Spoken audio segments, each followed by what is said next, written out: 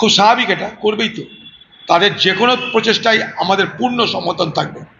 তামান্নার মাকে এটাও বলেছি আমি, যে আপনাদের মনে যদি ভয় লাগে একা থাকতে, আমাকে বলবেন, আমি এখানটা এসে আপনাদের পরিবারে থাকতে রাজি আছি।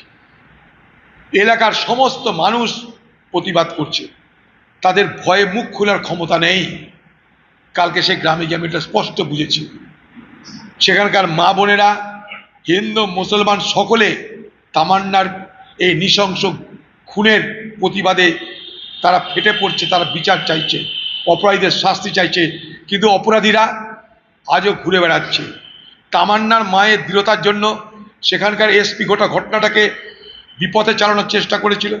এটা একটা আকস্মিক ঘটনা বলে তিনি বাজার ঢিলা করার চেষ্টা করেছিলেন, সাধারণ মানুষকে বিভ্রান্ত করার চেষ্টা করেছিলেন। কিন্তু তামান্নার মায়ের দৃঢ় প্রত্যয়, তার সাহস, তার বুদ্ধিমত্তা, তার তেজ দীপ্ততা সেখানকার প্রশাসনকে বাধ্য করেছে এফআইআর নিতে এবং এফআইআর সঙ্গে জড়িত 2-4 জনকে ধরতে। কিন্তু আজও সেখানকার অপরাধীরা মুক্তাঞ্চলে ঘুরে বেড়াচ্ছে। সেখানকার সমস্ত মানুষ চাইছে অপরাধীদের বিচারও। তাই বাংলার মুখ্যমন্ত্রী আমার দাবি, অপরাধীদের বিচার নিশ্চিত করুন।